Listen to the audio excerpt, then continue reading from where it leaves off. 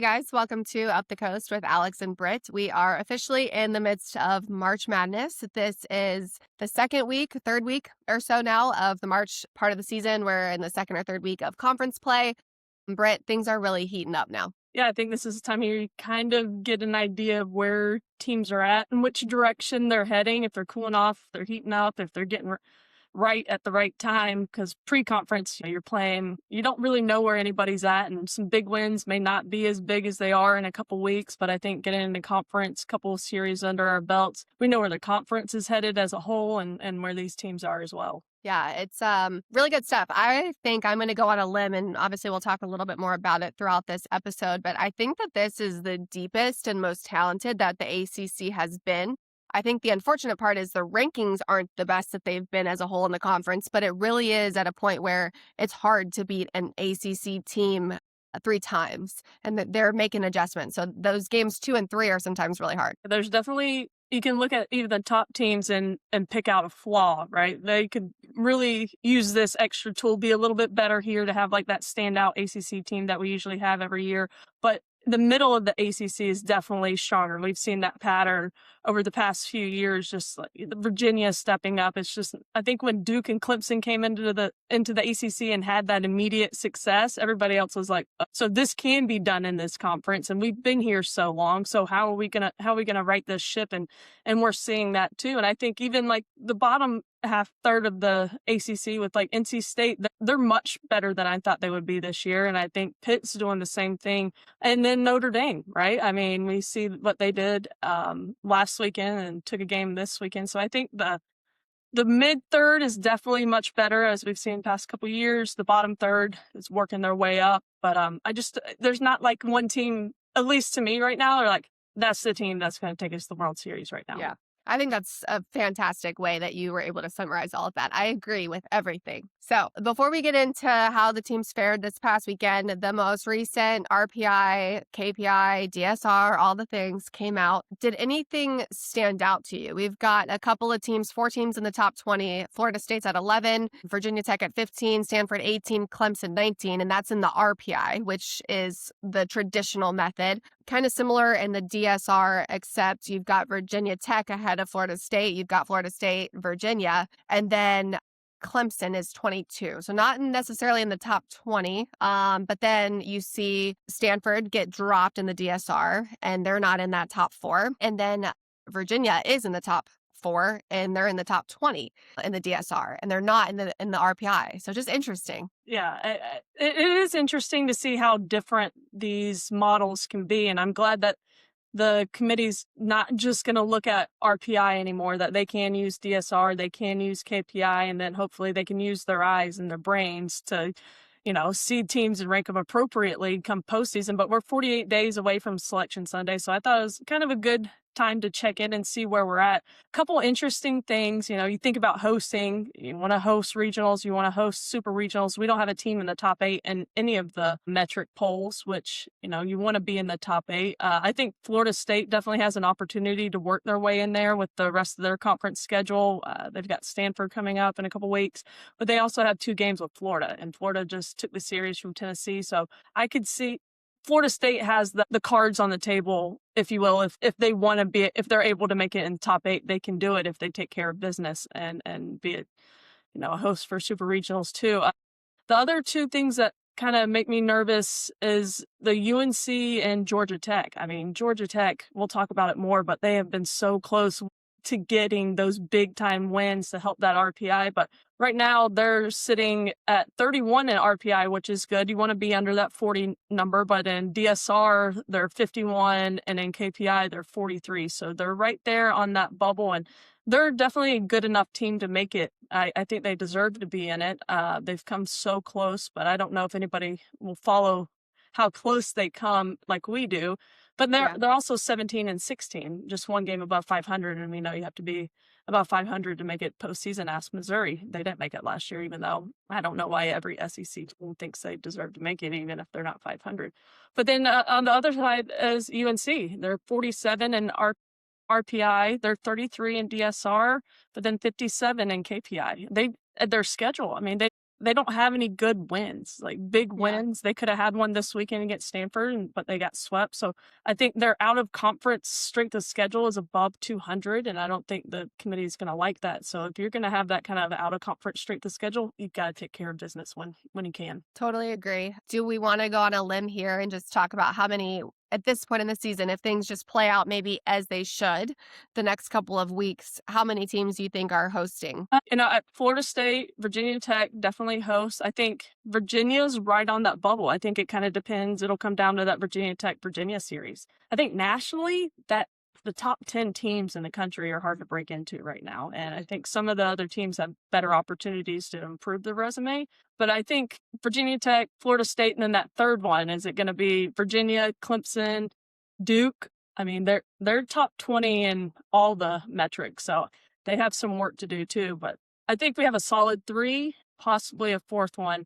And if Florida State's able to take care of business, then they can sneak into that top 8, in my opinion. Yeah, I definitely agree. I think it's a solid 2, a possible 3, like a good chance, maybe like a strong maybe on a 4. So we'll see. But this past weekend, so we had Florida State played Cal. They swept Cal. Virginia Tech went 5-0 on the week. They swept NC State and they won 2 games versus Longwood. Virginia was 2-0. They swept Syracuse, only played 2 games there. Duke was 4-0. They swept Georgia Tech. Stanford was 3-0. They swept UNC. And Clemson was 3-1. And they took 2 from Notre Dame. Notre Dame. Sorry. I was like, wait a second. You caught it too right at the same time. I was like, oh crap. So that's okay. Notre Dame. And there's a lot going on. Week to week, I think I was like stuck on the fact that, I was thinking Cal was in 2 places at once with the original notes that we did following the weekend. I thought Cal played UNC and Florida State, which I was like, wow, look, they got impressive. superpowers. Impressive. So we'll start kind of just with Florida State in that series against Cal. They outscored Cal 30-3. They did win all 3 games by way of run roll, and they are rocking and rolling right now. They're at 17 straight wins. I do feel like you can't talk about Florida State, or you can't lead talking about Florida State without talking first about Isa Torres and what she's been able to do the last week and a half to 3 weeks of her life. After coming back from injury, I've heard a couple different. I heard one interview, read one article about, she's just playing with so much gratitude after being out with injury, like not taking anything for granted, and talking about how much she loves hitting. And I would probably love hitting as much as she does if you can get a hit in 16 consecutive at bats, set the NCAA record at 14, and then went on to, add to that some insurance runs, but I don't see that happening. I mean, 16 straight at bats. If you take a minute and think about it, like going 4 for 4 is a big deal. And then do that in 4 consecutive games, knowing that teams are pitching around you. And she gets hits on pitches that aren't strikes. Like, she knows that she's not looking for a walk. She's not going to strike out. She's just unbelievable. I think legit, like if you have somebody that can throw BP, like use T-Will and can probably throw a good BP, it's hard to get 16 BP swings in a row, like that are legit, let alone in a game with pressure and the high moments like that. How is one of these line drives just not going right at somebody? Yeah. There's a little bit of luck after you do it 16 times. I'm not talking about luck. That's just pure skill. She's putting the ball where she wants to. Yeah, super impressive. And then, just continuing too with the savageness of these social media accounts, like just because there's some that are really funny throughout the weekends. Florida State posted like all good things must come to an end, like with like a sad face. I'm like, oh my God, like just I thought it was funny because it's like, bro, this is insane. Obviously, like record breaking, and we're sad about it. So it's just it was sad funny. because at some point I'm like, can she do this for the rest of the season? Is she never gonna get out? Like, is it not? Never. She's never going to get out again. Like, I was so funny. I was getting there. So funny. But yeah, so that was a lot of fun to watch. Like you said, 14 is what broke the record. She did it in 16. So now holds the NCAA record with 16 consecutive at-bats with a hit. She does also have 23 consecutive plate appearances, or did have, which was an FSU record, and then also put herself in 3rd all-time with 23 plate appearances where she consecutively reached base. Obviously, that's hit by pitches and walks and all the things. However, she had to get on base. She is hitting an NCAA leading 662, which is absolutely insane. And then Ever since she returned from that injury in that game against Alabama, she has been 29 for 33. So the numbers are video game numbers. I would never even dream up hitting numbers better than she's doing right now. She's also on an 11-game hitting streak, obviously. Yeah. Just minor details like Yeah, just leading the for fun. nation 662 on the season, and then second in on base percentage at 695. And that's you usually see a bigger discrepancy on base percentage and average. I mean, you can't go much higher than 662, but she's not getting walked. Like she's looking to get herself on base. Everything that she's done herself. Nothing's been given to her, which, I love that aggressiveness from her at the plate. Yeah, so much fun. So Florida State did sweep Cal, like we said, with 3-run rules this past weekend. A couple other notable performances were Shelby McKenzie, the sophomore. Her last 4 games, she's on a really good hot streak. She's 9 for 11 with 4 home runs and 10 RBI. Jen Danley is she just hit her 3rd consecutive multi-RBI game, and she has 9 RBI in her last 3 games. So I think it's good to see some of these other Florida State hitters heating up. It's not your usual suspects. Jason Beecham is still doing fantastic. She's on a 20-game hitting streak. Frantic, really good stuff from her in the circle. Bella Dimitrievich, really good stuff from her. Anything you want to add to the pitchers, Florida State offense, anything? Yeah, I think this is kind of what we've seen in the past from Florida State. Like all these question marks at the beginning of the year. Oh, you have 4 starting freshmen in your lineup. How is this going to happen? They have some hiccups, play some tough teams, take some losses. And then we see everybody just kind of start rolling at the same time when it matters most. This time in the season. And it's just like that testament of trusting the process. Like Shelby McKenzie, love to see that, the sophomore coming in and having a solid week at the plate. And you want to build that depth down the lineup so they can't pitch around Isa or Jason E. And then in the circle, that's where my biggest question mark was. But to see Jazzy go a complete game, even though it was 5 innings, just 2 earned runs, 2 walks, and 4 strikeouts, and then came in relief a little bit. Love to see that. Bella getting a start, getting pulled after 3 innings, no runs, 4 Ks, 1 walk, and then came in relief. I think things are starting to take shape, and to do that for 3 games consistently it's Florida State softball. Yeah, it is. They're doing the small things well. I also think this is a very important time of the year because I think teams start out high and so excited with the start of season. And this is where the peaks and the valleys, this typically becomes a valley because it's the less sexy time. It's like you're running the gauntlet at this point. People are like battling nagging injuries. You're about halfway through the season. Like it's hard. So to stay on top of your game at this midway point is huge. And a team that right now is at the top of their game, I feel like in a lot of ways is Duke. They're talk about doing the small things well. They are pretty elite right now. And they, like, let's call it what it is. They've got good talent, but they don't have the best talent. Like they are coming together to win some really big ball games. And this weekend they swept Georgia Tech. And I don't think we predicted that. I'd have to go back and look at last weekend's notes. We did. We thought Georgia Tech was going to take 1 at least, but Duke is playing so good, so well.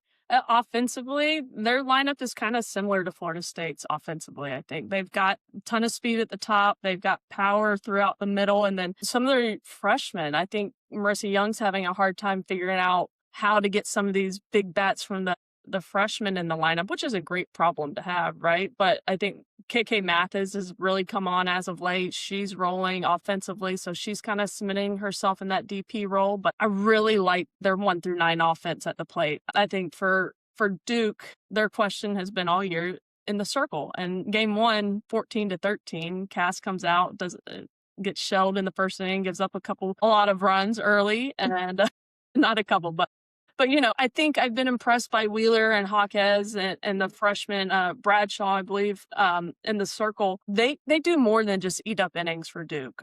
I think they're not going to have high strikeout numbers, but they have a good enough defense behind them, which gives me more confidence in what I'm seeing from Duke for sure. Yeah, I completely agree. And this was a Georgia Tech team that scored first in all 3 games. So for Duke to battle back and be able to play well when the pressure was on because they were losing and had to get those run deficits. And like you said, the game 1, it was a 14-13 score in 8 innings. Like, holy shit, dude. And then game 2 was 6-5 Duke. And then game 3 was 4-2 Duke. And again, just some really big moments. Layla Lamar swung a really good bat. She was 3 for 4 in that game 1 with all the RBIs and all the runs and everything else. Tarina Jones, Yana Jennings, Kyrie Rodriguez, all fantastic too. 2 for 5 on that first game, especially. Just the offensive gauntlet that was. Mallory Wheeler did throw well. She came in relief of Curd and she threw 7 of the 8 innings. And again, like, it's tough, but it was good. Like, it's great learning moments. Yeah, I like the fact that I can look at a Duke team, and I think other teams realize this too, that no lead's safe with them. Like, they feel like they're gonna win every game that they're in, no matter what the score is. And I feel like that, like a Florida State team. That's how I feel about a Florida State team. If you're playing against them, it doesn't matter what the score is, because Florida State thinks they're in every single game and they're gonna win every single game. And I think that's kind of where Duke is. They kind of got punched in the mouth early in the season, going from Clearwater to Mary Nutter. Like, they had the gauntlet, and they don't have the depth in the circle to play those teams doubleheader days, 5 games in a weekend. Like, they just didn't have the depth, and that showed. But now we're down to 1 game a day, and they're making things happen. I will say that Cassidy Curd came in relief in game 3, and she looked good. She looked a lot better than she did earlier in the weekend. And most impressive was this off-speed pitch that I know she's been working on, but this one looked completely different and it looked good. And she got Reese Hunter after a 12 pitch at bat frozen on it. And it's not I would call it definitely more of an off-speed pitch. It's like a flat, just maybe 6-7 miles per hour slower than her other stuff on the outside corner, which she's going to need. And if she has that first strike, this could be game-changing for her moving forward. Yeah, I love to see it. And we talk about the depth, and I love to see Amina Vega crushing life. I think she is one of the best second basemen in the country, but I also love to see that not every game it has to be her. Like, the depth in this Duke offense and who's stepping up, like, it's somebody different all the time. And I think that is the sign of a very good team. So love to see it. But then on the side of Georgia Tech, we mentioned how well they played. They got the lead early. They just couldn't hold it. And this is a very good Duke team, so it is hard. But Paige, these always skin me. Vukadinovic, grand slam in game 1. These names are so tough sometimes, but like, hey, you want to say them right? Grayson Tucker, Addison Leshper, she was so good too. She had so many home runs through the weekend. Just several hitters in the offense where you're like, man, can't throw to this girl. Man, can't throw to this girl. So you're really trying to be selective. Yeah, and they're so unassuming too. Like, they're like small, athletic. They're not like some massive home run looking hitter coming into the box. They get the job done offensively, and I just think they ran out of gas in the circle too, going 8 innings against Duke's lineup. The more they see one pitcher, the more the advantage is going to go towards the hitter as you get later in the game. But Georgia Tech, it just feels like they have they are a good team and they have opportunities, but they just make some kind of mistake that gives the game away. Like game 1, they gave up 14 runs, only 10 of them were earned. Take away the unearned runs, you win the ball game. Game 2 gave up 6 runs, only 4 were earned. Take away the unearned runs, you win the ball game. And it was like that against Clemson, and it was like that against Georgia. They just go against really good teams and just can't close it, can't finish clean. Yeah. And then Reese Hunter is having the best year of her career at Georgia Tech. She did strike out in game 2 against Curd. I love that you mentioned it was a 12 pitch at bat and just back and forth battle. Like, that is a true, like, chest to chest, like the cat and mouse game. You'd love to see it, but she is doing really well. And you could just see her confidence too. When you see a hitter fouling off all these pitches, and you could just see like her body language, just like, oh, this is mine. Dang it. I just missed that one. Give me another one. Like, that kind of confidence, seeing that from a Georgia Tech player, and it's up and down their lineup. But Reese Hunter, I love watching her play this year. Yeah. Okay, Clemson and Notre Dame. I know I sent you a tweet, and it said something along the lines of, like, is Clemson the most confusing team or what? In, like, the nation right now. They did split with Notre Dame the first 2 games. So Clemson did win the first game. Notre Dame came back and won the second game, and then Clemson ultimately clinched the series and won game 3. Notre Dame, I think, is playing some of their best softball as of late. They got the big win last weekend in their games, and they've just been doing a lot of things well. Yeah, I think Notre Dame definitely an unassuming team coming into people's ballparks and trying to ruin days. And they did it at Stanford. They did it at Clemson. Like Clemson needed a sweep this weekend. They needed a clean slate. Hard to do, but I think props to Notre Dame and what they're doing there. Second year for Coach Scaniff and what they're doing. This is what you want to see. You want to see that improvement each year, and they're doing it. But I've got some major question marks around Clemson. Just like, I mean, what do between them and Oklahoma State, I think those are the two most confusing teams in the country. But I'm kind of starting to nail it down a little bit. I think the offense is coming around for Clemson. I do see some positivity from that, but the question is can they win without Sierra Manis in the circle? And right now the answer is no. I mean, Yeah. she throw game 2, they lose. She throws a complete game 1, they win. Game 3, Sierra Manis, right? Like she threw 2 complete games, and those 2 games they win. So I don't know. You've got to have more run support when Sierra Manis isn't in the circle. So offense needs to keep coming.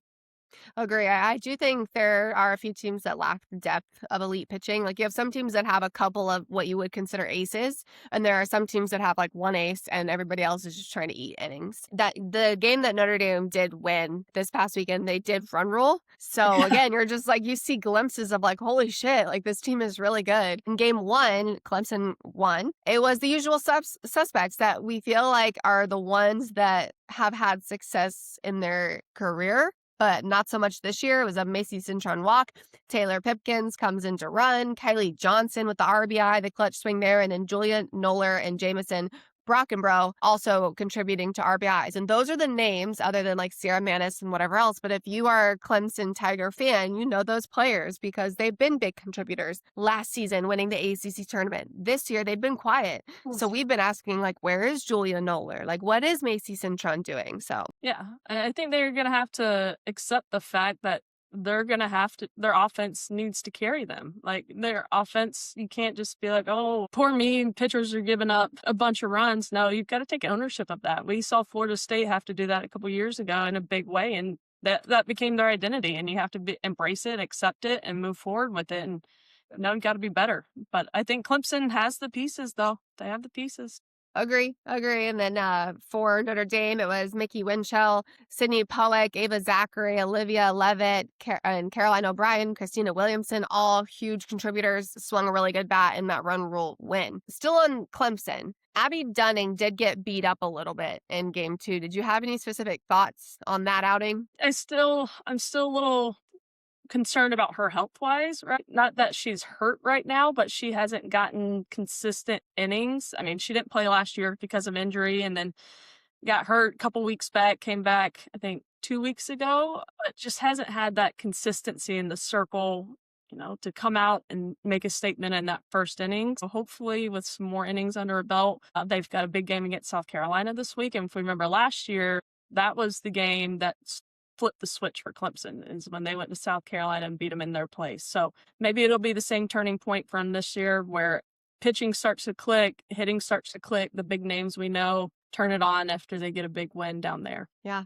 All right, let's talk about your Tar Heels and the Cardinal. Stanford swept. I don't think either of us had anticipated that. No, Alex, no. And I'm going to blame you. No, I'm not. But I finally all right, I'm on board with my Tar Heels, even though I've been like hesitant all year long because of their strength of schedule and everybody's hyping them up because how they're hitting all the home runs, which is fun. And I had been high on Stanford, and then Stanford made me mad, and I took it personally. And then I said UNC is going to win the series, and then they got swept. So yeah, tough break, tough weekend to be a Tar Heel. But UNC, they used 5 pitchers in game 1. They used 3 in game 2 and 6 in game 3. And I love the note here. All 6 gave up at least 1 earned run. Actually, I hate the note, but it's a good one. Sanaa and Emily Leggett are still so freaking good, hitting over 500.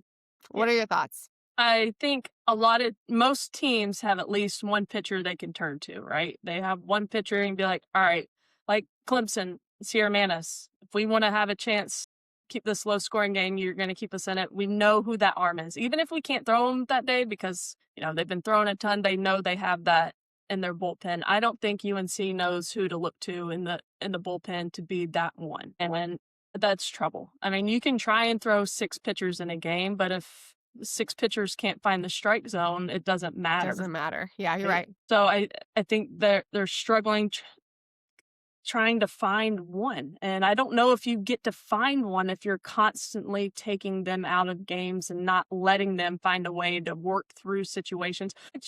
Pre-conference, if you're not playing people over 200 in RPI, that's when you can work through those things as a pitcher, knowing that you're going to score 21 runs. Let your pitcher stay out there and go through those challenges, those battles, so you don't have to learn them in conference play. And instead of learning them in conference play, we're just pulling them and putting new arms in. But yeah, that's my soapbox on the pitching situation. But let's talk about that, because this is an offense that had been scoring so many runs. And unfortunately, in that game, or actually the first 2 games, the offense didn't step up for UNC, and they scored. You feel like Stanford pitching is also struggling right now. And UNC, they're supposed to have the hot bats. They only scored 4 runs between the 2 games. Obviously, it's not enough when you also have a pitcher or pitchers that are not doing their best. Yeah, and that's why I go back to Isa Torres. What she did is so impressive, because sometimes you can hit the ball really hard, but it goes right at people. You can't expect your offense to put up those kind of numbers every single game, because this game's hard and there's 8 other defenders in front of you trying to catch the ball and get you out. So, your offense is going to cool down sometimes, and you have to be able to keep yourself in ball games on the other side. And I'm not worried about Carolina's offense. It's there, but it's not going to be there 10 runs every single game. All the time. Yeah, absolutely. It's not realistic, like you said. Let's talk about Stanford and their substitutions. Dun, dun. We did that Louisville series when it was Yeah. just out of control. What Alistair's doing is she's having Zoe Pustiko, a non-hitting pitcher last year and until this point, in the lineup to hit. So she can constantly bring her in and out. And then she's having Ava Brewer play defense so she can bring her in and out. And look, bottom of the seventh in this game, what was scored? 15-12, okay? Carolina's starting to come back, and we'd seen them do that against Virginia.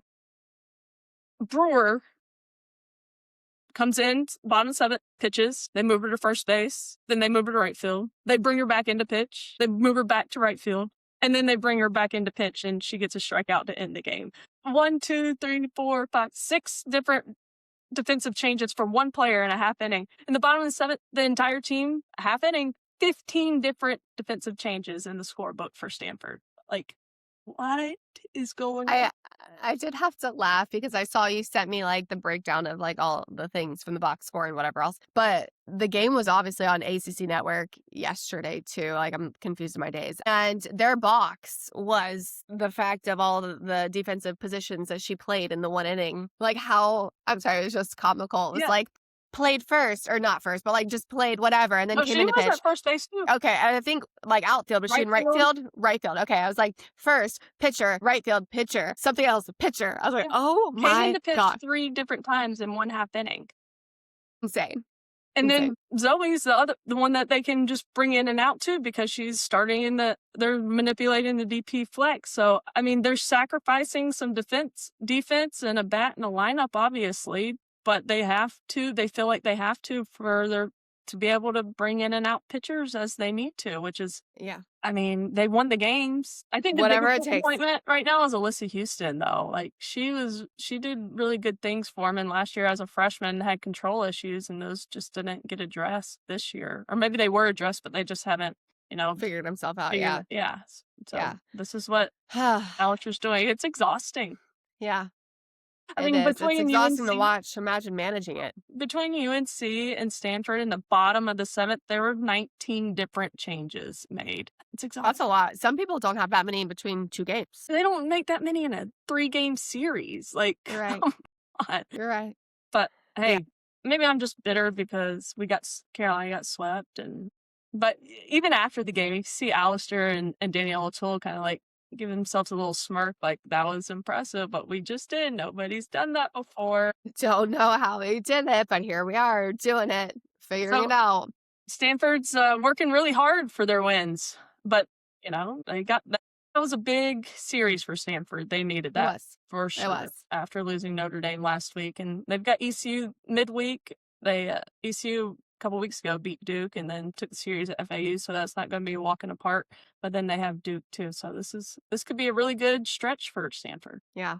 Let's talk about the Hokies and NC State, the Wolfpack. Virginia Tech played their first home games this past weekend, which, like, finally, it's just crazy how, obviously the cold Really? weather. I Yeah. didn't even know that. Wow. Well, let's confirm. But they won. They won their first home game, so maybe Thank you.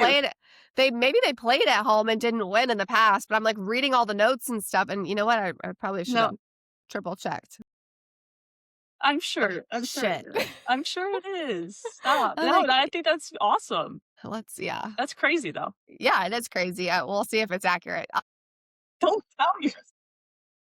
Jordan Lynch and Kylie Aldridge, they're swinging hot bats. They combined for 8 RBIs in game 2.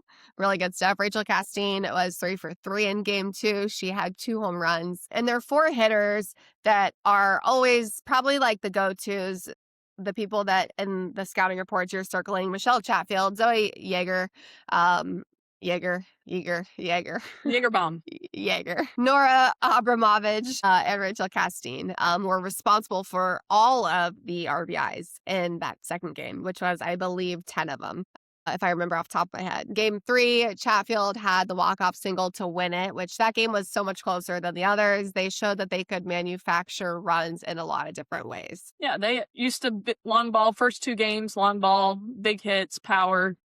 Powers them through the Wolfpack, and then NC State puts up a really good fight in game 3. And when they needed to manufacture runs, they started off leadoff single, sack bunt by Rose to get her over, ground ball, situational hitting to the right side, moves the runner to the third, and then just a little single by Chatfield to walk it off. So I like that. I like seeing, you have to change up your style of play a little bit there. Sure, we'd love a one big swing to get this over with, but if we need to bunt runners over, we need to move them hitting situationally, showing some good softball IQ, because when you play teams in postseason, you can't expect these good pitchers to give up bombs up and down the lineup. So good job. I like seeing that from them. I think Emma Mazzarone did great in the circle. Mm-hmm. I think that's a good turnaround. I think after game 2 and 3, she looked really good last weekend against Duke, but she went 11 innings, just 5 hits and 3 walks. Sophie Kleiman got hit and roughed up a little bit in game 2. Didn't record an out after getting the start, but then Bree Carrico came in, and again, she's one of my best surprises of the season, what she can do in the circle. So Virginia Tech looks good. I agree.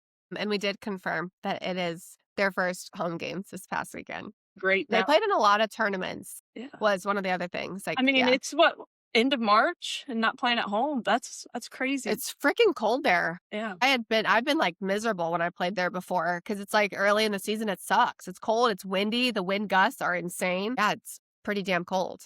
Good on them for being road dogs with that schedule. Yeah, seriously. Their record. The first 30 games or so. Like, are you kidding me?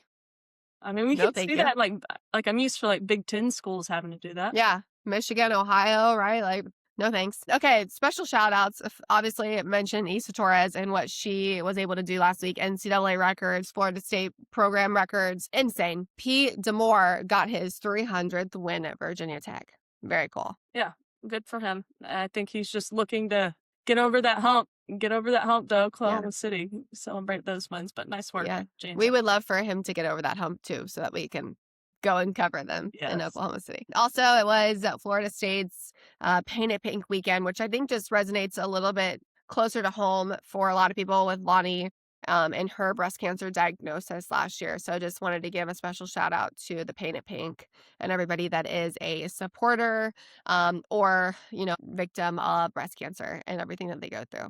So, all right, standout performances. You want to go first? I mean, I'll let you have your girl, but I'm going to go with Sierra Manis. I think what she's doing at Clemson, I mean, she transferred in this year after being at Upstate, and she was a workhorse at Upstate last year, got them into the regionals and whatnot, but I'm not sure she expected to have that same kind of workload and that pressure put on her shoulders for a team that was one inning away from going to the World Series last year. But she stepped up big time for them. She went 14 innings, 2 complete games, just 1 earned run in those games. So I think not only her performance this weekend was a standout, but how she's stepped into this role at Clemson and just embraced it. And without Sierra Manis, Clemson would be a completely different story right now. Yeah, love that. I think it's so true. I'm going to go Isa Torres for all the reasons we've already discussed. I need say no more. National storylines. Okay. Yeah. So I ask you this because Okay. you called the series the UCF Texas Tech series this weekend. Is Texas Tech beatable or just beatable in game one? And let me preface this because we saw them last weekend get run ruled by Arizona in game one and then came back games 2 and 3 and run roll Arizona handedly. And then this past weekend, UCF was so dang close to taking that first game. Do you think it's just a game one thing, or is Texas Tech vulnerable to be beaten in any game in a 3-game series? I think Texas Tech can be beaten in any game in a 3-game series. I do think they've obviously got a better chance of winning with Nyjah in the circle, period. She's got a good changeup, good off speed. So, like, mixing in her hard stuff with something off speed is tough. I do think I was very impressed with Caitlin Terry, but I just think I'm more impressed with her as an overall athlete. I think she is such a great two-way player. I was looking at some of her numbers for the month of March. She's hitting over 600. So I think that is what surprised me the most, and just like, holy cow. But I think they're beatable. I think there were very controllable things on the field that happened and that UCF, sometimes capitalized on. But I think like a top 5, a top 10 team capitalizes on those, and Texas Tech can't recover. And again, very controllable, like just not communicating pre-pitch on plays and, pop flies that are kind of falling in between players, like things like that probably shouldn't be happening when you're the number 3 team in the country. Of course, they're kids and everybody's human, but you got to take care of the smaller stuff. Yeah. So I think they're beatable. And I think that Nyjah is beatable. I think she's really damn good, but I don't think anybody is that good to sustain this many great teams. Yeah. It's interesting that you mentioned like the communication, because the question I think a lot of people had is when you put all those all-stars on one team and they were the leaders in the travel ball, they were leaders at the last school they were at. So you bring all these type A leaders onto one team. Who becomes the leader then? Like the most alpha player? Like, is there going to be infighting, or is everybody just not going to be that person? Are they looking to somebody else? Like that was the part that I wanted to watch play out this season. And, I think they're still trying to figure out which superstar to put where. I mean, I think Yeah, they even are. behind the plate too. I think Yes. there's some question marks there because you have two catchers that transferred in, really good catchers, but then you have the catcher that Nyjah's comfortable with that took him to the World Series and played in the national championship. I think there's the not softball stuff that's troubling. Plays a factor. Absolutely. I agree. You want to go and talk about who you think your number 1 team? Yeah, I think with Tennessee losing the series at Florida, they were unanimous number 1 for a long time this season. No longer, I think, number 1. Alabama drops a game to Missouri. I think the team that doesn't get talked about enough because they're just doing what they're supposed to do is the defending national champions in Texas, right? I think they're on like a 26-game winning streak. I think they've played good competition. They've dropped 1 game to Nebraska, and that's it earlier on. But I think they're playing great softball. Yeah, I agree with you. I think Texas should be the new number 1 this week. I think obviously Tennessee is very good, but it shows that they're beatable too. I don't think anybody questioned that because, again, they're human, they're kids, they're going to make mistakes, but I think Texas is the real deal. And we'll see what happens the next couple of weeks. I'd love everybody just beating up on each other right now. So that's what I like to see. That's good stuff. I will say that Florida gained some points with me this weekend, though. Me too. They didn't play an extremely tough out-of-conference schedule, but now getting into conference and be able to muscle their way through 2 wins this weekend, that's a pretty big deal. Dude, and I almost got to call those games as well because they needed something happen. I think Lily was calling them and something happened and they're like, hey, like, can you come call these games? I was like, I'm calling other games, but I wish it was a weekend that I didn't have because I would be there in a New York minute. Right. How fun would it have been to call that series? Are you kidding me? That'd been sick. But you had a good series too. I did. Oh, yeah, of course. It was so much fun. I finally got to see Texas Tech too, just duke it out. So, all right, BS or no BS, my favorite part of the show. Okay, all right. This is when I either come up with things in my head or saw them on Twitter or who knows, dreamed it up. All right, you're going to tell me if it's BS or no BS. All right, Alex, it is a bad look for an assistant coach to get tossed mid-game. BS or no BS? I'm going to say BS because I don't think it's a bad look for an assistant coach to get tossed. I actually think I would rather my assistant get tossed than me get tossed. And I think that I'm here for it. Like, I'm always here for a coach getting tossed when it is them fighting for the players and just for like getting the call right. I actually was calling a game this weekend and the assistant coach got Yeah. tossed. I was going to say, I didn't know if you knew that or Yeah, not. that's kind of what sport does. And we saw Yeah. LSU's assistant coach get tossed this weekend at South Carolina. Yeah. And, I think the reality is it was a buildup of a lot of things. It wasn't one play. It was like a culmination of things that had just been escalating. It was like, I'm sorry, but bullshit strike zones. It was fair foul calls that like they were calling them foul, but they were actually fair. So you couldn't go back and like look at it to see if it was the wrong call, because if it is fair, then you can take it, like change it to foul, but you can't like put people on base. So I always think when in doubt, err on the side of caution and just call it fair and then take everybody back if you have to. So it was a buildup. And, I think the frustration came to light, and rightfully so. I'm Yeah. here for it. We may see more of this because with the new rule this year, assistant coaches can't argue. They can't come out of the dugout. They can't argue. They don't have to get a warning anymore, and they're just, you gone. Yeah. New rule. So. And it was actually like also, yeah, he wasn't out of the dugout or anything. He was just chirping from in the dugout, and the umpire was basically like, "You're gone." Yeah.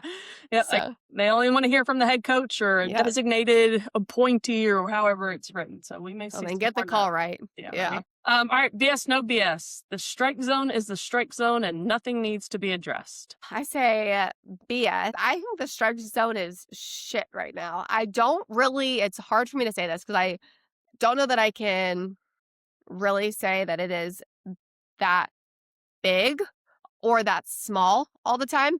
I think that it's just bad. I think that it's inconsistent. I think that some games I'm like, holy shit, no wonder there's so many walks, because the zone is this big and there's either walks or pitches are just getting piped. Or sometimes I think it's so big and I'm like yesterday, I think I texted you. I was like, was this a strike or am I just being like super overly critical? Like, I just think it's really bad. I think there's bad umpiring right now across the board. Yeah.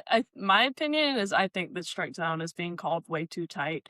And you think about it, a softball, I had to make sure these numbers are right, or is almost 4 inches wide, right? Okay. The home plate is 17 inches. So you have 4-inch ball, rounding up, and a 4-inch ball.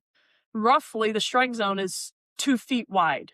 2 feet wide is the strike zone, because if any part of that ball touches the plate, it's a strike. 2 feet's a lot, and we're not getting 2 feet in or out at all. And if we do, then people are complaining about it, but the strike zone is way too small. We're seeing way too many home runs. We're seeing way too many walks. And I don't think that these pitchers are that bad that they can't throw a strike. And then the height, like it's the way it's written right now, and I'm going to read it verbatim, is that the top of the ball at the bottom of the sternum is a strike when you're in your stance, right? We're not seeing letters be called a strike. We're not. Yeah. And the bottom of the zone is top of the ball, the top of the knee. We're not. Rarely are we getting that. And if anything, we can change. I think we should expand the strike zone vertically, like they do in AUSL. It should be the bottom of the ball, top of the sternum. It should be top of the ball, bottom of the knee. I think hitters are good enough to hit those pitches. They're not egregious, but we can't even call the full strike zone right now. And I think it's a disservice. And I think if we start calling the full strike zone, people are going to be pissed because they haven't seen it called before. And I don't care. Get mad. But I agree. This is for the sport. I agree with you. Anyway, okay. Umpires, I know your job's really hard. I know it's really hard, but let's call the whole zone, like almost 2 feet. Anyway, all right. BS or no BS? The transfer portal window opening after the Women's College World Series was a good move. So you're saying the old one? Saying like the current one? The current one's good. Yeah, BS. I think the current one is garbage. No, they just changed it to opening after. They did. I thought they were voting on that. I didn't realize that it did go through. Okay. I knew that there was discussion around it. Okay. I like the new one. Yes. Whatever the answer is, I like the new one. And I think it was absolutely insane that players were able to still be on their respective teams in postseason, knowing they were going to go into the transfer portal, and having it like immediately after was, I don't know. I didn't like it. I think it didn't sit well when players should be playing their best, most intense softball. I didn't like the transfer portal being that near. Yeah, and coaches that are playing in the World Series worry about the portal. Like, who are we going to get? Yep. And it happened with college Who's football. talking to my players? Like, even being protective of their current players. Like, who's talking to my kids? Yeah. And other teams are getting a head start on these portal kids because I'm trying to prep to win a national championship right now. So I'm getting It's crazy. penalized for being great. So I'm glad that was addressed. So Yeah, me too. I like the rule change with that. all right, here's our pick on what to watch next week and how we think it's going to go. We did not do too hot last week, maybe, but we will try to be better this week, right? All right, you got NC State at Syracuse. What you got? All right, I'm going to go NC State 2-1. I agree there.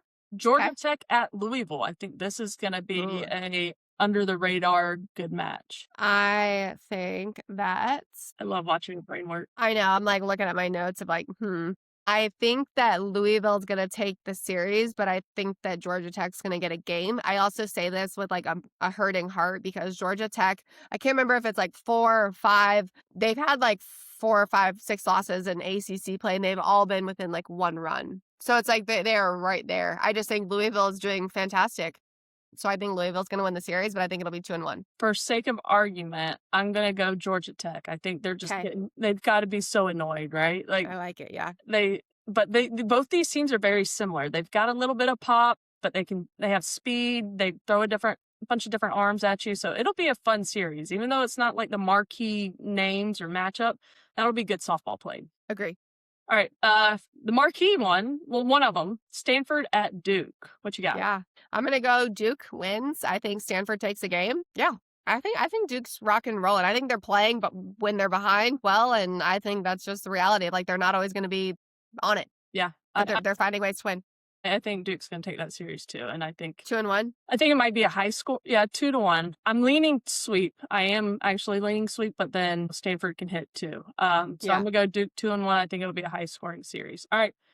Florida State at Clemson. The safe bet wants me to say it's hard to play in McWhorter Stadium. It's so hard to play there. It's so hard. I understand. So part of me wants to say Florida State and 2-1 on that, but part of me is like, I don't know. Maybe they sweep.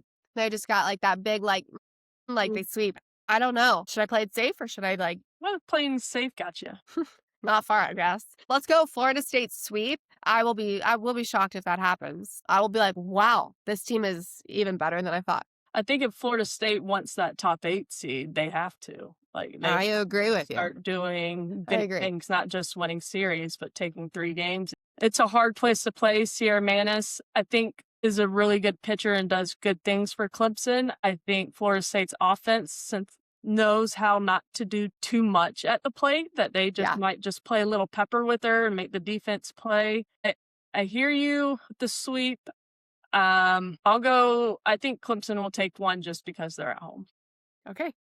I like it. Some out-of-conference big games. We have ASU, who beat Oklahoma, got swept by Utah, which was shocking series, then took 1 of 3 from Arizona last week, coming into Carolina to UNC, who's got that game. I'm going to go, I would love to see UNC win. Mm-hmm. I would love to see them win.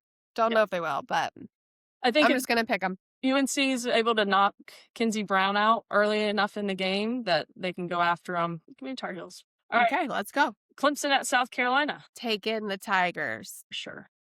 Let's go. Always. I guess we didn't need to really pick out a conference because we know what we're It's fun. Yeah. Why not? Those will be good games. All right. Cool. All right. Catch us next week. Later, Gators.